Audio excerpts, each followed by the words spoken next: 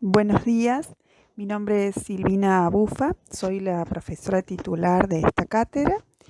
Vamos a dar inicio con esta clase pregrabada a la unidad número 1 del cursado de la asignatura.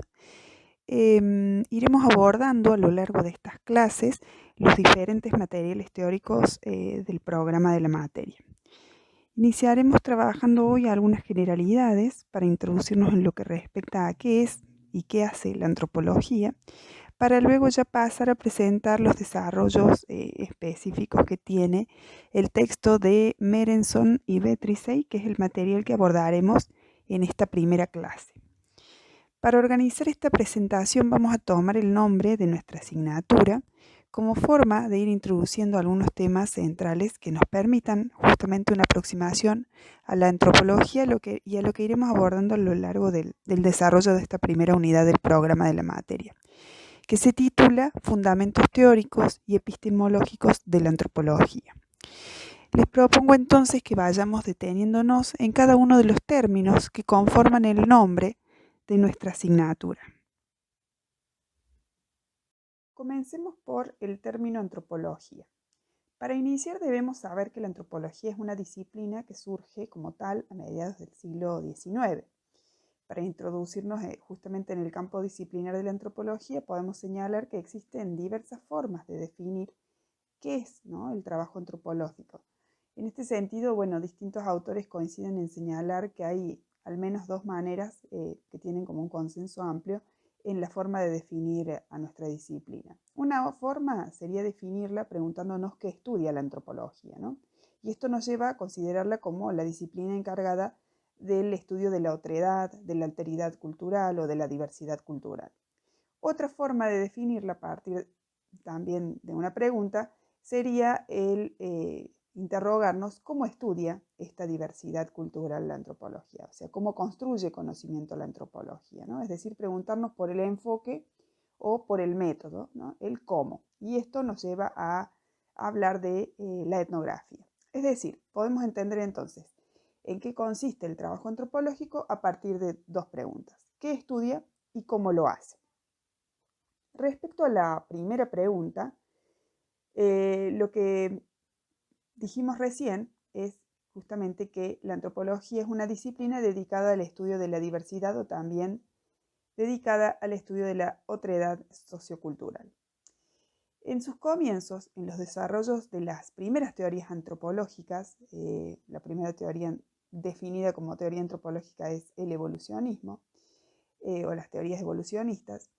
En ellas, el otro era definido como alguien diferente, ¿no? Es decir, que su objeto de estudio estaba constituido principalmente por pueblos y sociedades no occidentales, que también eran tratadas por aquellos primeros antropólogos como sociedades o culturas salvajes, primitivas, inferiores, ¿no?, donde lo occidental era asignado a las potencias europeas o norteamericanas, mientras que aquellas culturas lejanas en el espacio eran comprendidas dentro de estos términos de la otredad, ¿no?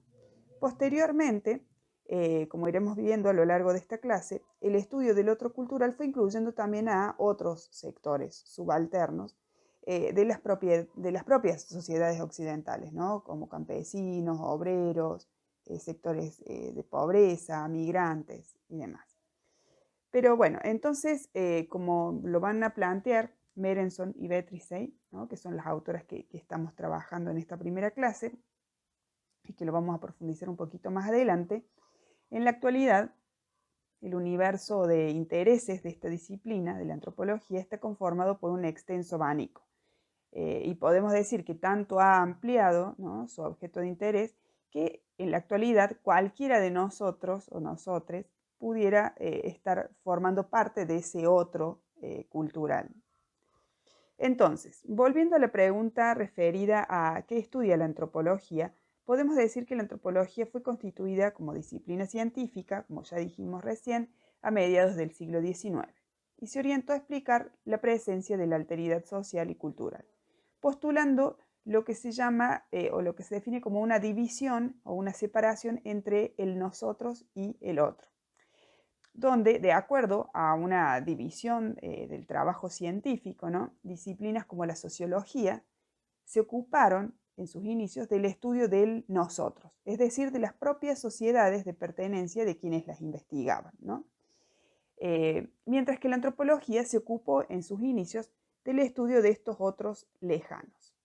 En este punto resulta importante detenernos en cuál fue el contexto de surgimiento de la disciplina. Pues la antropología surge en un contexto de situación colonial. Momento además, ¿no?, de auge del positivismo, del desarrollo industrial y de la expansión colonial de Europa y de Estados Unidos, sobre todo después de 1945, sobre el resto del mundo. Entonces, si nos hablamos de situación colonial, por ejemplo, hay un autor, Georges Balandier, que dice que una situación colonial es una situación de dominación, ¿no?, impuesta por una minoría extranjera, étnica y culturalmente diferente, que actúa en nombre, ¿no?, de una superioridad o una supuesta superioridad racial o superioridad étnica o cultural, que es afirmada dogmáticamente. Y esta minoría se impone a una población autóctona que en general se constituye como una mayoría numérica, pero que es inferior al grupo dominante en términos materiales y de poder, ¿no? Entonces, muchas de las características que adoptó la antropología en los ámbitos en los que se originó se comprenden a partir de su surgimiento en este contexto político, económico y cultural colonial. Pues la antropología se desarrolló inicialmente, recordemos, en países, ¿no?, que justamente se caracterizaban por tener o mantener una relación colonial con una vasta porción del mundo a la que habían logrado dominar, ¿no? Países como Gran Bretaña, Francia, Alemania, y luego también se agrega Estados Unidos. Entonces es en este contexto internacional en el que se le encomienda de alguna manera a la antropología el estudio de estos otros, es decir, de aquellos pueblos de Asia, de África, de Oceanía, y posteriormente también más adelante de Latinoamérica, que eran justamente pueblos que se constituían en imperios coloniales de Gran Bretaña, de Francia, de Alemania, de Italia a fines del siglo XIX. Y esto es lo que ha llevado a afirmar a distintos autores, ¿no?, de una manera crítica, que la antropología se puede considerar hija del colonialismo. En este sentido, un antropólogo muy reconocido, Levi Strauss, va a decir que la antropología y el colonialismo nacieron al mismo tiempo y que desde ese origen común han mantenido un diálogo, dice él, equívoco, hecho de sumisiones y confrontaciones, ¿no? Pues al haberle asignado a la antropología el estudio de las sociedades consideradas, como decíamos recién, primitivas, salvajes, inferiores, también llamadas sociedades simples, bueno, con estos términos, las llamadas culturas o civilización occidental expresaban justamente esta creencia de superioridad sobre las otras culturas, ¿no? Los primitivos no eran considerados más que seres humanos a medias y por consiguiente estaba justificado dominarlos, tratarlos como objetos, destruirlos, modificarlos, explotarlos e incluso estudiarlos, ¿no? Y en ese aparece este rol de la antropología. Entonces, decir que la antropología es hija del colonialismo es justamente esto, ¿no?, que es producto de un proceso histórico, que hubo intereses, también intereses prácticos para los países con colonias, de estudiar a estos pueblos considerados primitivos. Todas estas cuestiones que estoy señalando tienen que ver con que ustedes puedan saber que lo que hacen estos planteos es poner en duda un cierto mito fundacional, dicen algunos, de la antropología, ¿no? Este mito de la objetividad, de un investigador que va al campo, donde las teorías antropológicas serían neutrales. Bueno, lejos de eso, digamos, todo esto que venimos hablando, de la relación con el contexto histórico en donde surge la disciplina, nos muestran eso, ¿no?, que las teorías antropológicas se han correspondido también con necesidades en sus inicios de esta política colonial, ¿no?, de expansión colonial, en algún otro momento de consolidación colonial, y también, algunos dicen, bueno, en estos procesos de desintegración de ese mundo colonial, también la antropología, al igual que otras disciplinas, se puso muchas veces al servicio de esos intereses. Bien. Entonces, cuando nos referimos al objeto de estudio como la otredad, buscamos mostrar que la antropología nace, como dijimos recién, de una experiencia del contacto cultural y se conforma, dice Esteban Crotz, en torno a una pregunta, que es la llamada pregunta antropológica, ¿no? Es decir, esta pregunta sobre el carácter, la extensión, las causas, él dice las transformaciones, la inteligibilidad, es decir, la posibilidad de comprender la otredad y la diversidad cultural, ¿no?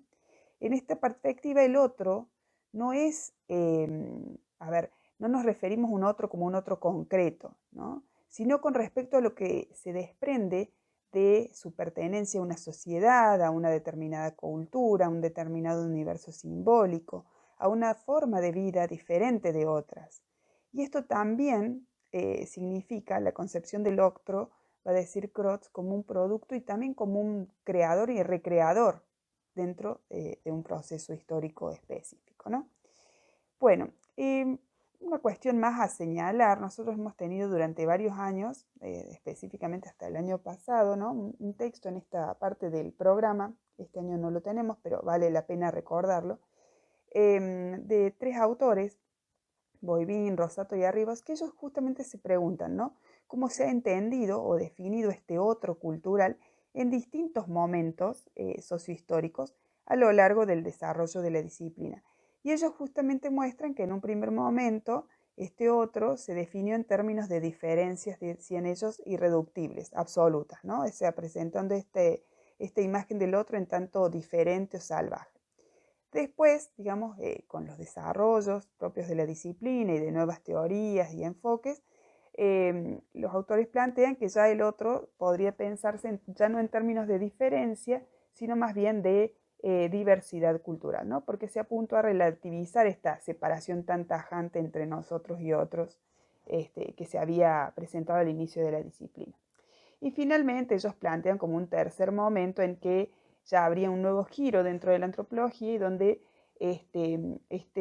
esta forma de pensar o de mirar al otro ya se piensa en términos de relaciones desiguales entre un nosotros occidental y bueno, los otros. Bien, dijimos que había dos preguntas, una en torno a qué estudia, ¿no? La antropología, lo que venimos planteando acerca de la otredad cultural, y la otra pregunta que nos formulamos, que es cómo lo estudia. Dijimos que para eso tendríamos que adentrarnos en lo que tiene que ver con la etnografía o el método o enfoque etnográfico.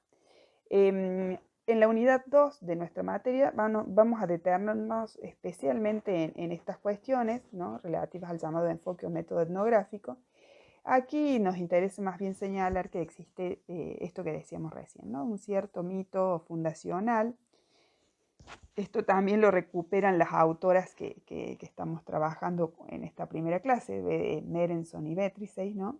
Donde ellas dicen, bueno, habría la idea de un cierto mito fundacional respecto de imaginar desde el sentido común que lo que hace un antropólogo es como producto de una labor solitaria, de alguien aventurero que se encuentra en algún pueblo lejano, ¿no? Estudiando indígenas, en el que alguien, digamos, con una libreta registra todo lo que hacen estos nativos, exóticos, etc.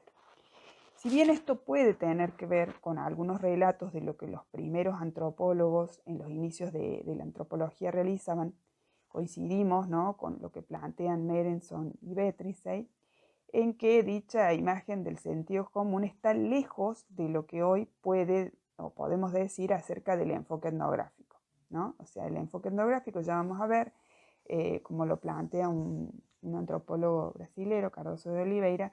Él plantea que el trabajo etnográfico consiste en mirar, en oír y escuchar.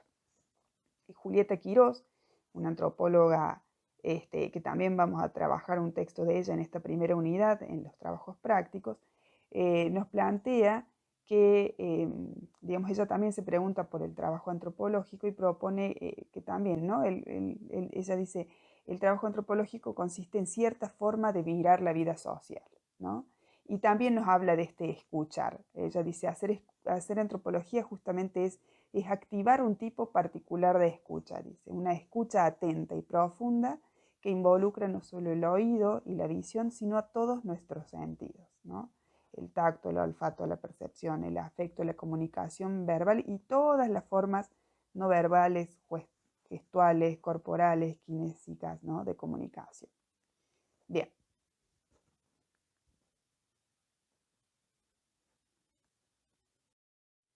Bien, si nos detenemos en este segundo término, ¿no? del nombre de nuestra asignatura, antropología cultural, si le agregamos este segundo término, al igual que, podemos decir que al igual que en nuestra disciplina de base, en la psicología, donde tenemos distintas escuelas, distintas teorías, ¿no? De distintas áreas de desempeño, también en la antropología ocurre lo mismo, ¿no? En la antropología también hay distintas ramas, la antropología biológica o la antropología física y la antropología cultural, ¿no? También hay algunas ramas y áreas mucho más nuevas, por decir una solamente, la antropología visual, por ejemplo, que tiene como importantes desarrollos, sobre todo en las últimas décadas. Em, pero nos interesa, digamos, esta cuestión de la antropología cultural. La antropología cultural va a poner su foco de interés justamente en la diversidad cultural, ¿no? Entonces, este tema también va a quedar pendiente para abordarlo en profundidad en la unidad número 2 del programa, de la materia, donde justamente nos vamos a introducir en el concepto de cultura, que es central en nuestra disciplina, pero principalmente dentro de esta área de la disciplina, ¿no? De antropología cultural. Ahí vamos a ver diferentes maneras o enfoques de pensar este concepto de cultura desde una perspectiva antropológica, ¿no? Eso lo vamos a dejar pendiente para esta unidad número 2 del programa. Bien, ahora sí nos interesa detenernos en este tercer término, ¿no? Nuestra materia se llama Antropología Cultural Contemporánea. Este calificativo de contemporánea busca marcar ciertas distinciones con las antropologías o la antropología que se producía en los inicios de la disciplina, ¿no? Justamente el trabajo de Merenson y Betriseis es parte, ¿no? Es la introducción de un libro que tiene este nombre, Antropologías Contemporáneas, ¿no? Donde las autoras lo que nos introducen es esta pregunta de qué ocurre, ¿no? En la actualidad, en el mundo contemporáneo, con el objeto y con los modos de conocer de la antropología contemporánea. Ahí las autoras lo que van a buscar es mostrar esta heterogeneidad, esta diversidad, esta variedad de ámbitos, de espacios en los que trabaja e investigan los antropólogos, diversidad de posicionamientos y de propósitos, ¿no? Que en la actualidad presenta la antropología. Y ellas van a hablar de una antropología en plural, es decir, de las antropologías contemporáneas, ¿no? En esto, digamos, así como hace un ratito señalábamos que el contexto en que surge la disciplina marcó los desarrollos, ¿no? de la antropología, cuando hablábamos de la relación entre, digamos, esta situación colonial y los inicios de la disciplina, quisiera detenerme en que también en otros momentos, ¿no? Sociohistóricos, ciertos procesos sociales han marcado los rumbos de la disciplina. De hecho, ustedes van a ver cuando lean este texto de Merenson y Betriseis que las autoras señalan que a partir de los años 60, ¿no? Se producen, digamos, a nivel mundial, diferentes procesos de descolonización, surgimientos de nuevos estados nacionales, la intervención también de Estados Unidos en países de Latinoamérica, y todos estos procesos llevaron a que debieran revisarse ciertas tradiciones teóricas, ciertas teorías y las metodologías consideradas clásicas. Y en este contexto, ¿no? A partir de los años 60, es que nos encontramos con lo que algunos autores definen como el desafío de reinventar la antropología, ¿no? Estas autoras que vamos a leer, ellas van a decir que en ese tiempo, ¿no? Se abrieron grietas en lo que se consideraba el pensamiento antropológico hegemónico, ¿no? Porque justamente es en este tiempo donde se empieza a cuestionar lo que decíamos recién, ¿no? La complicidad de la antropología con el poder colonial.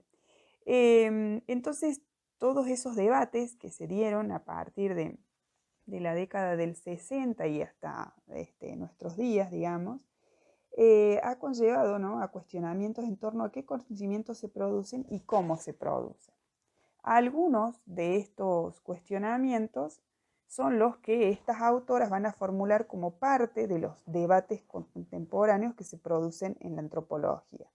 Debates que también vamos a trabajar con mayor profundidad en esta unidad número 1 al incluir el texto de Rita Segato relativo, ¿no?, a la colonialidad del poder, que tienen que ver con, digamos, tanto el texto de Merenson y Beatrice como el texto de Segato, nosotros los incluimos en esta materia porque nos parecen que son debates que nos pueden ayudar también a pensarlos y a pensarnos al interior de la disciplina antropológica.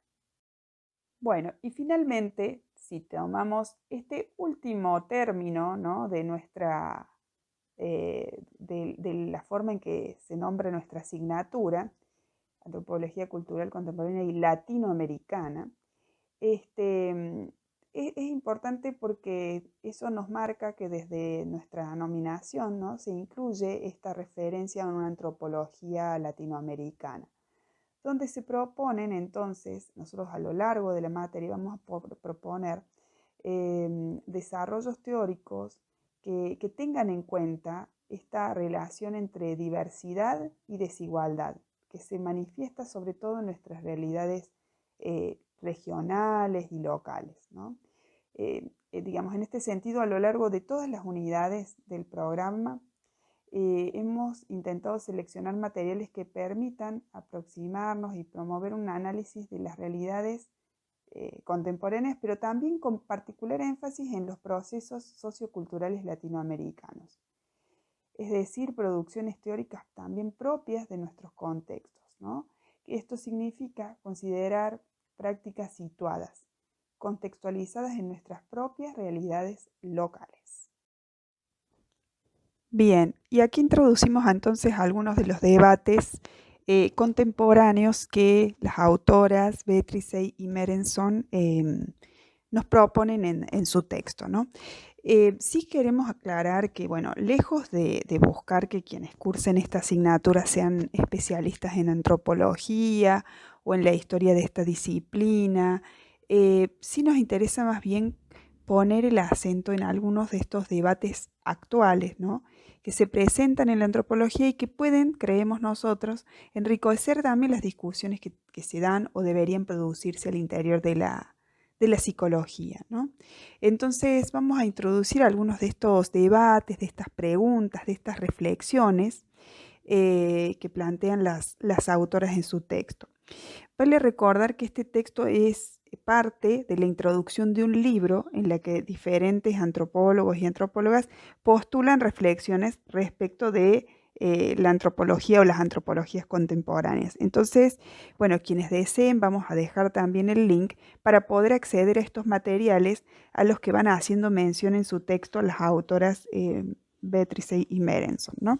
Estos debates que las autoras han planteado se producen en un contexto histórico que podríamos definir como un contexto postcolonial, ¿no?, donde concretamente surgen debates al interior de la disciplina antropológica, como también de otras ciencias, a partir de distintas reflexiones y cuestionamientos, en el marco de ciertos procesos históricos o sociohistóricos, como fueron los procesos de descolonización, la intervención de Estados Unidos en países latinoamericanos y del sureste asiático, concretamente la guerra de Vietnam, el resurgimiento de movilizaciones sociales, políticas, civiles, todos procesos que de diferentes formas llevaron a preguntarse y a reflexionar y a cuestionar ciertas tradiciones teóricas, ciertas formas de construir teorías, ciertas metodologías que eran consideradas clásicas, ¿no?, desde una mirada crítica dentro de la antropología. Este momento histórico coincide con lo que algunos autores llaman el regreso a casa de la disciplina, es decir, cuando los antropólogos dejan de ocuparse única y exclusivamente de pueblos lejanos, como decíamos, en algunos casos sus antiguas colonias, ¿no?, y que habían transitado o estaban transitando procesos de independencia, de conformación de sus estados nacionales o de diversas maneras de cuestionamiento, ¿no?, respecto de poderes centrales de Europa, Estados Unidos. Entonces, esta idea de regresar a casa también tiene que ver con que se comienzan a estudiar las propias sociedades de los antropólogos. Y es en este nuevo contexto en el que surgen distintos debates y discusiones, muchas de ellas de gran complejidad, pero que aquí vamos a intentar presentar de una manera como más sencilla e introductoria, con el riesgo de por ahí quitarle la complejidad que merecen, pero que a los fines de introducir en el programa de la materia nos permitan contextualizar estas discusiones. Bueno, una primera serie de debates que surgen tiene que ver con preguntarse el papel de quienes investigan el proceso de producción del conocimiento antropológico, ¿no? Por un lado, se cuestiona, como decíamos anteriormente, la complicidad de la antropología con el poder colonial, ¿no? Esto implicó reconocer que necesariamente se producen relaciones de poder cuando uno construye o produce conocimiento, ¿no? O sea, la ciencia no es neutral, sería una primera gran afirmación de estos debates, en el marco de estos debates. Es decir, que se producen relaciones de poder entre quien investiga y sus informantes, y también se advierte que existe una perspectiva cultural e histórica que es hegemónica, que es la perspectiva occidental o de Occidente, en la cual se reproducen relaciones de desigualdad entre el mundo europeo y el mundo no europeo. Bueno, en este marco es que se producen estas críticas, ¿no?, al pensamiento antropológico considerado hegemónico. Entre ellas surgieron fuertes cuestionamientos respecto de las modalidades de escritura con que desde Occidente se ha representado estos otros, ¿no? Ciertos autores también hablan de que estaríamos frente a etnocentrismos teóricos o etnocentrismos categoriales, que justamente lo que buscan es marcar esta existencia de un pensamiento antropológico que es hegemónico y que por ende otras teorías, otras categorías, otros espacios y otras antropologías debieran considerarse periféricas o subalternizadas, ¿no? En estas discusiones surge la pregunta respecto de las relaciones que siempre existen entre el poder y el saber, entre el conocimiento y la dominación, todos cuestionamientos y críticas que van a proponer la necesidad de comprender que todas las teorías, todas las categorías con las que trabajamos o desde las que pensamos ciertas realidades, han sido elaboradas en contextos históricos particulares, específicos, situados. Y que cuando hablamos, de considerar un conocimiento situado, esto significa que más que descartar ciertas teorías o ciertos conocimientos producidos, por ejemplo, en determinados contextos coloniales o de reproducción de desigualdades, aún dentro de la producción científica, siempre tenemos que reconocer que todas estas teorías y categorías son elaboradas en ciertos contextos, con ciertas particularidades, y por ende son situados, ¿no? Existe una expresión, ¿no?, que también estas autoras retoman en una propuesta de provincializar a Europa, que justamente busca advertir que el pensamiento y la experiencia histórica de Europa puede ser importante para comprender procesos de ese continente, pero muchas veces resulta inadecuado traspolar ciertas teorías, ciertas reflexiones, para comprender lo que ocurre en otros espacios temporales, políticos, culturales, simbólicos, como puede ser lo que ocurre en Latinoamérica, ¿no? De esta forma, lo que se busca mostrar es que cualquier pensamiento antropológico en particular presenta teorías, autores, formas de argumentar, formas de escritura, estilos de escritura que hegemonizan lo que se entiende por antropología, pero a la vez marginan otras modalidades de hacer antropología, que a veces hasta llegan a desconocerse como antropológicas, ¿no? Por eso decimos que estos debates contemporáneos cuestionan los modos de hacer antropología, los modos de producir conocimiento antropológico, ¿no? En el marco de estos cuestionamientos, distintos autores proponen otras formas de hacer antropología. ¿Cómo serían esas otras formas? Bueno, ahí lo van a poder leer, en el texto, formas más colaborativas, plantean, ¿no? Más abiertas a todas las voces para producir conocimiento. ¿Qué significa esto? Que coloquen en pie de igualdad, dicen algunos, para producir conocimiento a aquellos que eran considerados los otros, los nativos, inferiores, salvajes, etcétera, ¿no? Es decir, considerarlos como interlocutores válidos para producir conocimientos. También surgen interrogantes respecto del rol del antropólogo en el terreno, es decir, la importancia también de problematizar a su persona en el proceso de producción de conocimiento. Con esto se cuestiona también muchos rasgos que caracterizaban, bueno, antes, ¿no? Sobre todo a estas antropologías clásicas y a las metodologías más tradicionales, que desde un paradigma positivista de la ciencia se buscaba que el rol del antropólogo fuera o alcanzara la neutralidad, la objetividad, despojarse de sus propias emociones, ¿no? Por ejemplo, pensemos Malinowski, que era considerado el padre del trabajo de campo, donde justamente este autor, como tantos otros clásicos, proponen que el trabajo del investigador debe buscar justamente recolectar los datos de una manera objetiva para descubrir el punto de vista nativo y que éste no estuviera impregnado ni contaminado con la perspectiva del investigador, ¿no? Bueno, todas estas ideas son las que se empiezan a cuestionar y se plantea que se basan en la ficción, en la creencia de que la academia, la ciencia, son entidades autónomas respecto de los procesos sociopolíticos de los que forman parte. Contrariamente a estas formas de pensar la investigación, las metodologías, ¿no? Con las que se investigue desde la antropología y particularmente el rol del investigador en esos procesos, estos debates contemporáneos proponen reflexionar sobre el posicionamiento ético político del investigador, ¿no? Es decir, el compromiso político y la ética profesional, reconociendo la importancia de asumir justamente un compromiso con la realidad social, desde una perspectiva crítica y reflexiva del investigador, que nunca va a ser neutral, ¿no? Pues recordemos que se sostiene que si no se reflexiona sobre esto, el antropólogo puede reproducir mecanismos de dominación y de explotación en sus propias prácticas, ¿no? Que han sido históricamente heredados. Y aquí introducimos un concepto que es clave y que vamos a trabajar con más detenimiento en la unidad 2 del programa, que es el concepto de reflexividad, ¿no?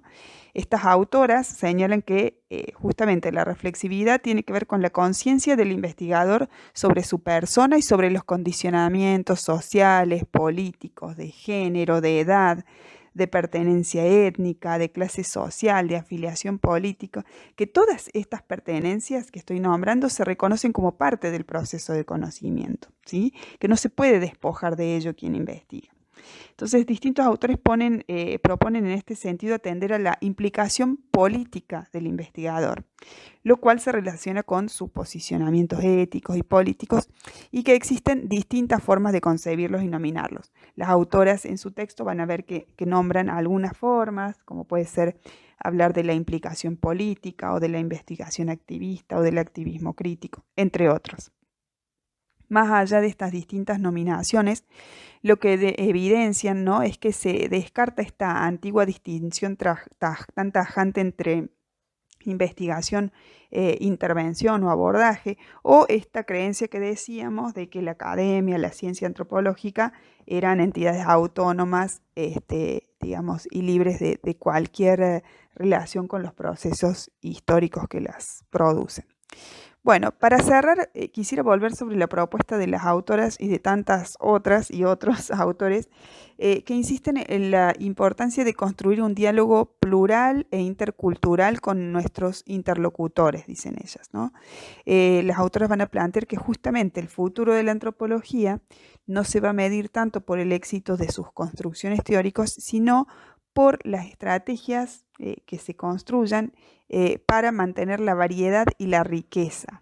¿Qué quiere decir esto? Esto se relaciona mucho con algo que también vamos a ver en un texto que es de Julieta Quirós, que ustedes lo van a trabajar en los prácticos, donde ella plantea esta importancia de que el trabajo antropológico tiene que ver con hacer relaciones con las personas, ¿no?